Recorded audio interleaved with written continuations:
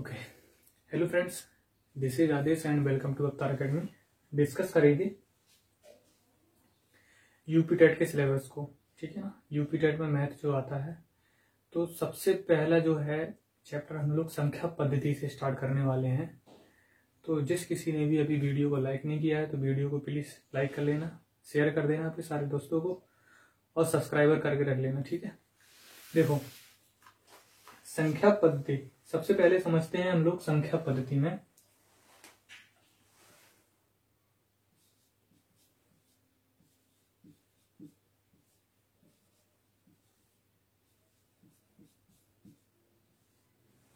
संख्या पद्धति बेसिकली किन किन संख्याओं से मिलकर बनी है, ठीक है। तो सबसे पहले जो आती हैं संख्या पद्धति में, सबसे पहले जो आती है वो होती है वास्तविक संख्या।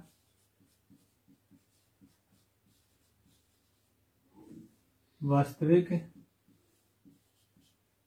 संख्या यानी कि रियल नंबर्स, ठीक है। और दूसरी होती है काल्पनिक संख्या।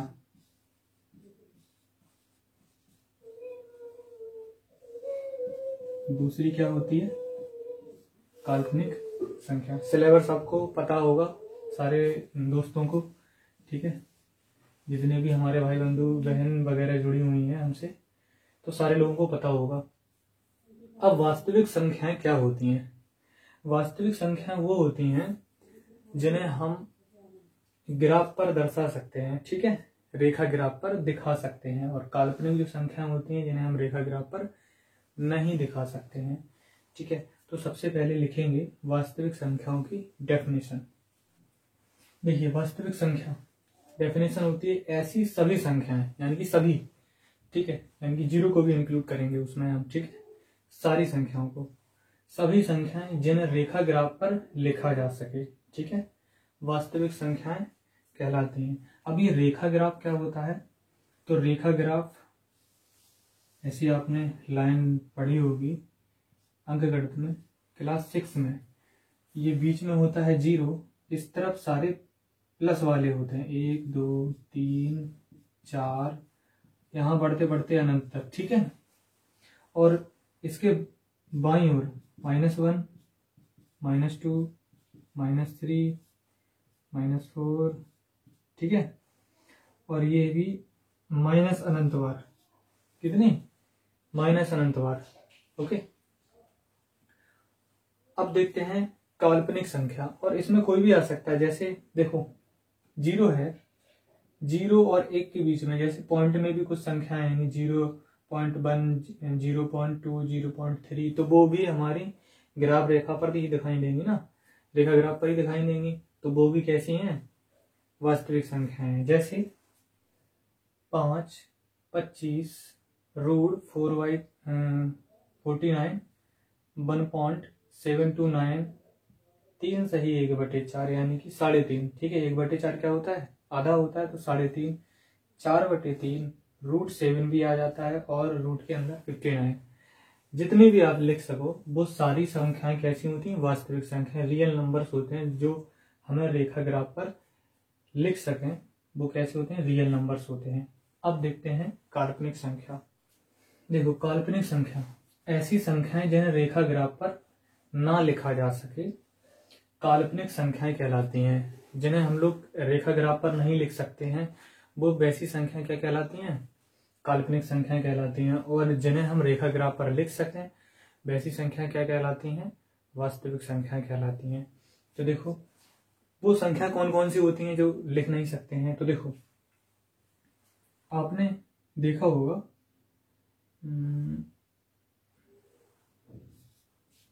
i बराबर -1, ठीक है। i बराबर -1, ये पिछले टेट में पूछा गया था, यूपी टेट में ये क्वेश्चन। i बराबर कितना होता है? i की वैल्यू कितनी होती है, ठीक है, मैथ में। तो i की वैल्यू हमेशा -1 होगी, या पूछ दिया जाएगा i² की वैल्यू, ठीक है, ऐसा पूछ दिया जाएगा i² की वैल्यू, ठीक है। जब इस तरफ स्क्वायर कर देंगे हम लोग तो इस तरफ रूट हट जाएगा, तो i² की वैल्यू क्या होगी? -1 होगी। इतना हमें याद रखना है, ठीक है, इतना हमें क्या करना है? याद रखना, ये आपके लिए मोस्ट इम्पोर्टेंट है, वेरी वेरी इंपॉर्टेंट। ठीक है, ये आपका क्वेश्चन पूछ भी सकता है टेट में। अब देखते हैं जैसे कि कौन कौन सी संख्या होती है। देखो माइनस लगा है और संख्या है, ठीक है, तो इसी से देख लेंगे। देखो एग्जाम्पल के तौर पे रूट के अंदर कोई भी संख्या ले लो माइनस में, ठीक है, अगर हम कह दें कि ये रूट 16 है, काल्पनिक है या वास्तविक है, तो आप लोग बताओगे कि ये भाई वास्तविक है, क्योंकि अगर हम इसका रूट निकालेंगे तो 4 होगा, 4 रेखा ग्राफ पर दर्शाया जा सकता है। लेकिन माइनस रूट 16 यहां तक आप कैलकुलेट करेंगे, जैसे माइनस है तो माइनस लगा देंगे, 16 का करेंगे तो 4 गुणे 4। अब ये दोनों माइनस के तो है नहीं, ठीक है, एक माइनस का है ना, अगर हम इसे में माइनस कर देंगे तो ये फिर प्लस हो जाएगा, माइनस माइनस प्लस, तो ये हो ही नहीं सकता है, ये हो ही नहीं सकता है कैलकुलेट, ठीक है। यानी कि ये संख्या हम लोग रेखा ग्राफ पर नहीं दिखा सकते हैं, ठीक है। तो ऐसी बहुत सी संख्या हैं। और जैसे मान के चलो कोई भी मान रखा हो, जैसे और भी दिखा हो, जैसे ये भी लिख के आ सकती है कि ये वास्तविक है या काल्पनिक है, ये भी बता दोगे। अगर ऐसा लिख के आ जाए, इसके आगे ऐसा लिख के आ जाए कि रूट 16 और आई, ऐसा लिख के आ जाए तो भी ये क्या है, काल्पनिक है, ठीक है, तो भी क्या है, ये काल्पनिक है, ठीक। क्योंकि देखो रूट 16 का जो मान होता है,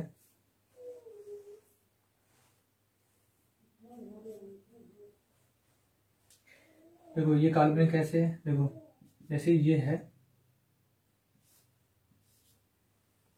माइनस के 16, तो माइनस के 16 यहाँ पे हम क्या कर लेंगे, माइनस का 1 करेंगे इंटू 16 करेंगे, ठीक है। अब इसे हटा लेते हैं, ठीक है। तो ये माइनस का 1 है इंटू रूट 16 है, तो माइनस का 1 किसकी वैल्यू है, आई की वैल्यू है, यानी कि रूट 16 इंटू आई, ये क्या हो जाएगा, काल्पनिक हो जाएगी। ये क्या हो जाएगी, काल्पनिक संख्या हो जाएगी हमारी। कौन सी संख्या हो जाएगी, काल्पनिक हो जाएगी। मतलब कोई भी हो, कोई भी अंक हो, उसका रूट हो और उसके पीछे आई लिखा हो तो वो काल्पनिक हो जाएगी। और कोई भी संख्या हो रूट के अंदर अगर वो माइनस में है, ठीक है, नेगेटिव में है, तो वो भी हमारी कैसी होगी, काल्पनिक संख्या हो जाएगी। और इन दोनों का मान आपको याद रखना है। आई का मान कितना होता है, रूट -1, और आई स्क्वायर का मान कितना होता है, -1, ठीक है। देखिए अगले बढ़ते हैं। अब ये वास्तविक और काल्पनिक आपकी बात हो गई है। अब देखते हैं वास्तविक की पार्ट, वास्तविक संख्या और कौन कौन सी हो सकती हैं। तो देखो वास्तविक संख्या पहले हम 2 भागों में बांट लेंगे, फिर और भी पार्ट हैं इसके, ठीक है। तो वास्तविक संख्या सबसे पहले हम लोग लिखेंगे पूर्णांक में। एक इसका पूर्णांक भाग होता है और दूसरा इसका होता है दशमलव।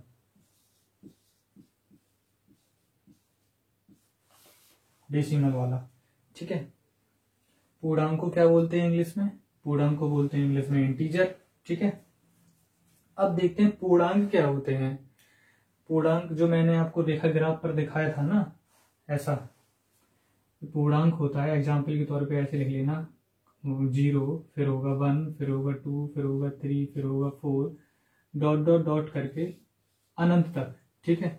और यहाँ पे क्या होगा, -1, -2, -3, -4, और यहाँ पे dot dot dot dot dot dot dot करके यहाँ पे माइनस अनंत तक, ठीक है। ये हमारा हो गया पूर्णांक का, ठीक है। अनंत यानी कि हमारी संख्या आगे को बढ़ती चली जाएगी, रुकेगी नहीं, ठीक है, उसी को बोलते हैं अनंत। जैसे यहाँ तरफ बढ़ती चली जाएगी, -4 के बाद -5 भी तो आएगा, ऐसे 4 के बाद 5 भी तो आएगा, 6 आएगा, 7 आएगा, मतलब गिनती खत्म नहीं होनी है, ठीक है। तो जहां खत्म नहीं होनी है वो है अनंत।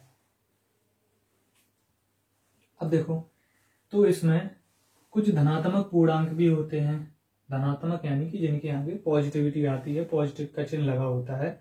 और कुछ ऋणात्मक भी होते हैं पूर्णांक, ठीक है, जिनके आगे क्या होता है, माइनस का चिन्ह होता है, ठीक है। और जो 0 होता है वो क्या होता है, न्यूट्रल होता है, न्यूट्रल इंटीजर होता है। ठीक है, उदासीन पूर्णांक। तो धनात्मक कौन कौन से होते हैं आप लोग लिख लेना, धनात्मक पूर्णांक, धनात्मक पूर्णांक।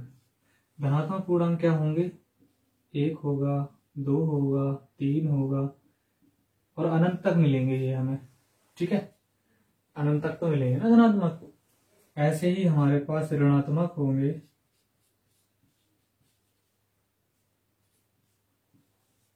ऋणात्मक पूर्णांक होंगे। ऋणात्मक पूर्णांक कैसे होंगे, -1 होगा, -2 होगा, -3 होगा, -4 होगा, -5 होगा और बढ़ते चले जाएंगे माइनस अनंत तक। ठीक है, और जो बच गया बीच में, तो बीच का क्या होता है, न्यूट्रल होता है, यानी कि उदासीन होता है। साइंस में भी आपने पढ़ा होगा, जो बीच में होता है वो उदासीन होता है, न्यूट्रल होता है। तो उदासीन पूर्णांक, न्यूट्रल इंटीजर क्या होगा, 0 होगा। न्यूट्रल इंटीजर क्या होगा, 0 होगा। अब आपको नोट करके लिखना है, एक आपको क्या लिखना है, नोट करके लिख लेना है। देखिए नोट में क्या लिखा है, सबसे बड़ी धनात्मक पूर्णांक संख्या ज्ञात नहीं किया जा सकता है। देखो सबसे बड़ी जो धनात्मक पूर्णांक संख्या है, जैसे कि यहाँ पर है, सबसे छोटी तो तुम्हें पता है, स्टार्ट 0 1 से हो रहा है, सॉरी 1 2 3 4 और यहाँ तक बढ़ते चले जाएंगे तो सबसे बड़ी तो हम बता नहीं पाएंगे कितना आएगा। ठीक है, अनुमान भी नहीं लगा पाएंगे कितनी बार 9 आएगा, कितनी बार 0 आएगा, कितनी बार कुछ भी अंक आ सकता है।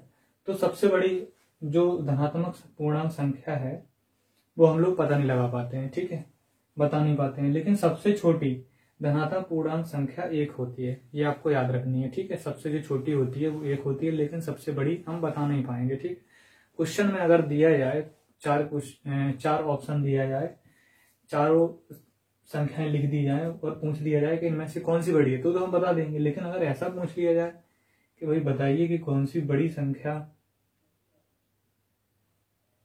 है, मतलब और ऑप्शन में कुछ ना दिया जाए, ठीक है, तो उसमें बता नहीं पाएंगे ना।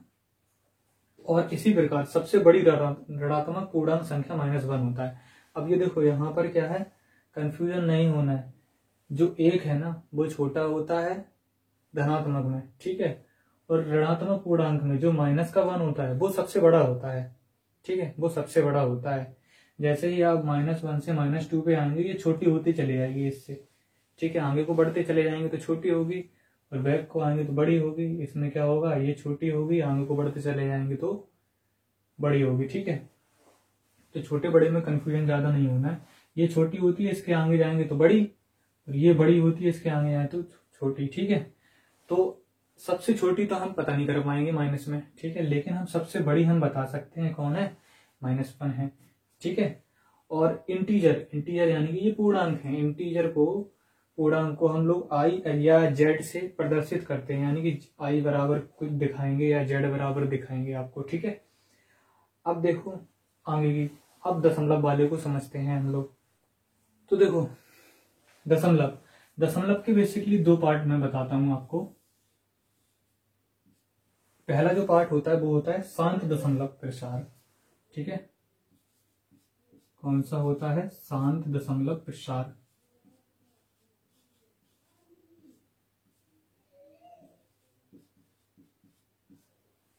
प्रसार भी ना लिखो, ये छोड़ दो, शांत दशमलव लिखते हैं अपन। ठीक है, शांत दशमलव। और ये शांत का विलोम क्या होता है, अशांत होता है, तो अशांत दशमलव हो जाएगा ये।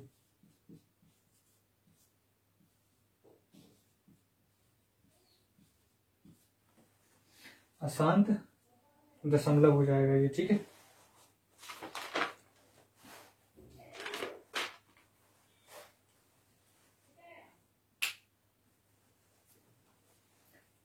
और एक और होता है अशांत अनावृत्ति। ठीक है, अशांत अनावृत्ति आपको अगर पता नहीं होगा तो आप मेरी जो प्लेलिस्ट है क्लास 10th वाली, उसमें पहला वीडियो देख लेना आप मैथमेटिक्स में। ठीक है, पहला वीडियो आप देख लेना, उसमें पता चल जाएगा आपको। पहला चैप्टर है उसमें संख्या पद्धति ही है पहला चैप्टर, तो उसमें बताया गया है अशांत अनावृत्ति के बारे में। 2-3 एग्जाम्पल मैंने समझाए हैं, तो आप लोग चेक कर लेना, ठीक है, उसमें पता चल जाएगा। देखो, शांत दशमलव प्रसार का मतलब क्या होता है कि वो कोई चीज शांत हो यानी कि रुकी हुई हो, ठीक है। अशांत का मतलब होता है कोई चीज अशांत हो यानी कि बिना रुके चल रही हो, ठीक है, आगे को बढ़ती जा रही है। जैसे 0.25, इसके बाद मैं कुछ नहीं लिखूंगा तो ये क्या हो गई, शांत हो गई। 0.2, इसके बाद मैं कुछ नहीं लिखूंगा तो ये शांत हो गई, ठीक है। और उसके बाद अगर मैं लिख दूं 0.326589, फिर इसके बाद मैं कुछ ना लिखूं तो ये भी शांत दशमलव में मानी जाएगी, क्योंकि इसके आगे मैं कुछ नहीं लिख रहा हूं, ठीक है, रुक गई ये संख्या। अब अगर कह दूं कि अशांत दशमलव प्रसार में बताइए, तो अशांत दशमलव प्रसार में देखो, जैसे मैंने लिख दिया 0.3333 आता नहीं है, 333 आते हैं, तो वो कैसी हो जाती है और अनंत तक चले। कहां तक चले, अनंत तक चले, बढ़ती चली जाए। अनंत का मतलब कि इसे डिफाइन नहीं कर सकते हम लोग, ठीक है, तो ये बढ़ती चली जाएगी। तो ऐसी संख्या क्या होती है, अशांत दशमलव में होती है, ठीक है। जैसे कोई संख्या लिख दी जाए, जैसे एक संख्या है, यहाँ पे 2 संख्याएं रिपीट हो, 25 फिर 25 फिर 25, ऐसी ऐसी रिपीट होती चली जाए, तो ये भी होगा। कोई 729 लिखा है, फिर 26 लिखा है, फिर उसके बाद में फिर 26 आ गया ऐसे लास्ट में, ठीक है, तो ये है। या फिर ऐसी लिख दी जाएगी 5382, फिर लिखा 5382, फिर 5382, ठीक है, वही संख्या रिपीट होती चली जाए, सेम संख्या रिपीट होनी है, ठीक है, लास्ट में।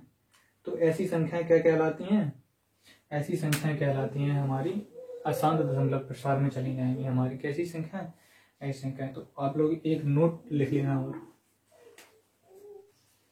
देखिए नोट क्या है, ऐसी कोई भी दशमलव की संख्या जिसमें, ऐसी कोई भी दशमलव की संख्या, ठीक है, चाहे वो शांत हो या अशांत हो, जिसमें दशमलव के बाद के अंक निश्चित हो, दशमलव के बाद के अंक क्या हो, निश्चित हो, यानी कि 1 2 आए, 3 4 आए, या कोई भी बड़ी संख्या हो लेकिन वो क्या हो, रुक जाए, उसके बारे में निश्चित होनी चाहिए, ठीक है।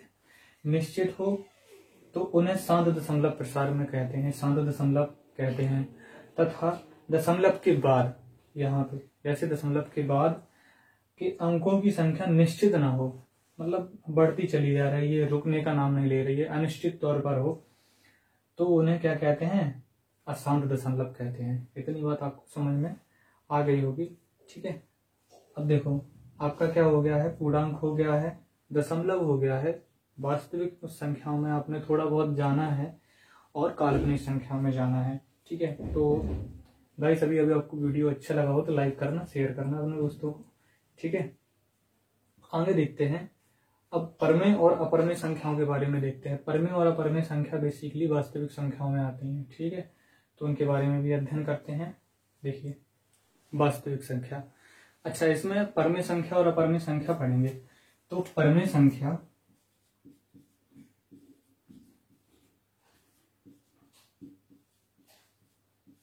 और यहाँ पे है अपरिमेय संख्या, अपरिमेय संख्या। तो परमेय संख्या का नियम क्या होता है, परमेय संख्या का आप लोग सभी जानते होंगे, P/Q के फॉर्म में लिखी जाती है। P/Q के फॉर्म में यानी कि अंश बटे हर के फॉर्म में, नॉमिनेटर और डिनोमिनेटर के फॉर्म में, ठीक है। और जिसमें जो होता है जो Q का मान होता है, यानी कि हर का मान, नीचे वाली संख्या का मान 0 के बराबर नहीं होना चाहिए, ठीक है। कैसा, 0 के बराबर नहीं होना चाहिए, ठीक है। और अपरमेय संख्या क्या होती है, P/Q की फॉर्म में नहीं लिखी होती है। तो देखो दोनों को मैं समझाता हूं आपको। मैंने क्या बताया, P/Q की फॉर्म में होनी चाहिए, ठीक है। और इसमें से जो P है, या कह लो आपका Q है, ठीक है, दोनों क्या होने चाहिए, इंटीजर होने चाहिए। दोनों क्या होने चाहिए, इंटीजर, यानी कि पूर्णांक होने चाहिए। पूर्णांक कोई भी हो सकता है, या तो आपका माइनस हो सकता है या वो प्लस वाला हो सकता है, धनात्मक पूर्णांक हो सकता है या वो ऋणात्मक पूर्णांक हो सकता है। इंटीजर का मतलब यही होता है आई, ठीक है। धनात्मक और ऋणात्मक पूर्णांक आपको बता दिए गए हैं, 1 2 3 4 5 6 7 8 9, ठीक है, और भी आगे अनंत तक।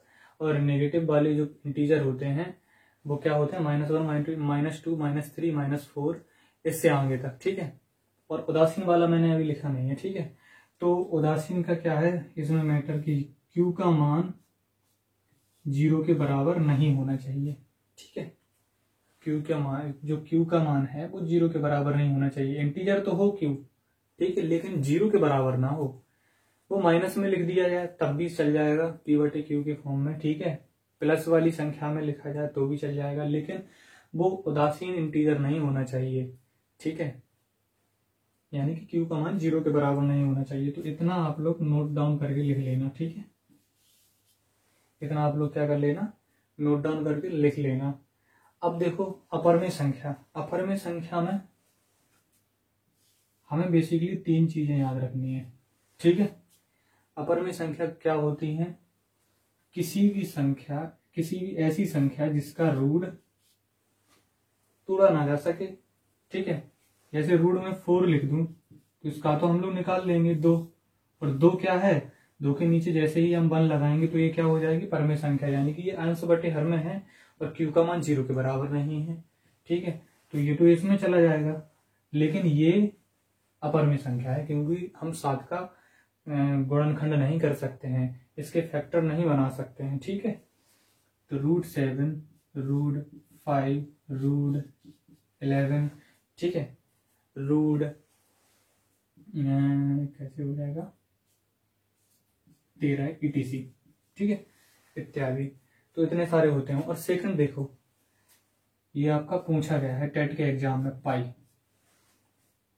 टेट के एग्जाम में पूछा गया था कि पाई परमेय संख्या है या अपरमेय संख्या है। पाई क्या है, परमेय संख्या है या अपरमेय संख्या। तो पाई एक अपरमेय संख्या है, ठीक है, पाई एक अपरमेय संख्या है, लेकिन इसकी जो वैल्यू होती है 22/7, पाई की जो वैल्यू होती है, पाई की जो वैल्यू होती है वो कितनी होती है, 22/7 या 3.14,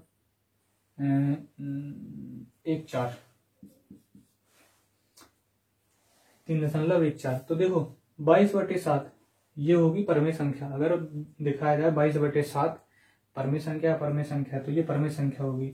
और ये पॉइंट में है तो ये भी क्या है, इसका अगर हम पॉइंट हटाएंगे तो नीचे क्या आ जाएगा, 100 आ जाएगा। और 100 क्या है, ये एक इंटीजर है ना, ठीक है।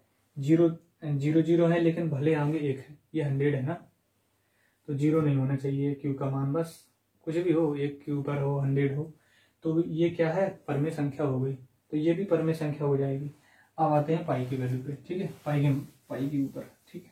तो पाई जो है वो क्या है, अपरमेय संख्या है, ठीक है। पाई क्या है, अपरमेय संख्या है। इसकी वैल्यू आप लिख लेना, ठीक है, वीडियो को बैक करके। और लास्ट आपका है ई क्या होता है, चर घातांकीय। ई क्या होता है, चर घातांकीय। चर घातांक कोई भी संख्या हो चर घातांकीय में 2.17328, और ये बढ़ती ही चली जाए, ठीक है, रुकने का नाम न ले। तो 3 संख्याएं ऐसी होती हैं जिनका हम गुणनखंड नहीं बना सकते हैं, ठीक है। और पाई की वैल्यू, मतलब पाई और ये चरघातांकीय, ये 3 जो होते हैं वो अपरमेय संख्या होते हैं। इन तीनों के अलावा बकाया सभी परमेय संख्या में चले जाते हैं, ठीक। ये 3 अपरमेय होते हैं और बकाया सभी परमेय संख्याएं होते हैं। तो आपको पता चल गया होगा कि वास्तविक संख्याएं कौन कौन सी होती हैं, ठीक है। वास्तविक संख्याएं वो होती हैं जो रेखा ग्राफ पर दर्शाई जा सकती हैं, और जो अवास्तविक होती हैं, मतलब कि जो काल्पनिक होती हैं, उन्हें रेखा ग्राफ पर नहीं दर्शाया जा सकता है, ठीक है।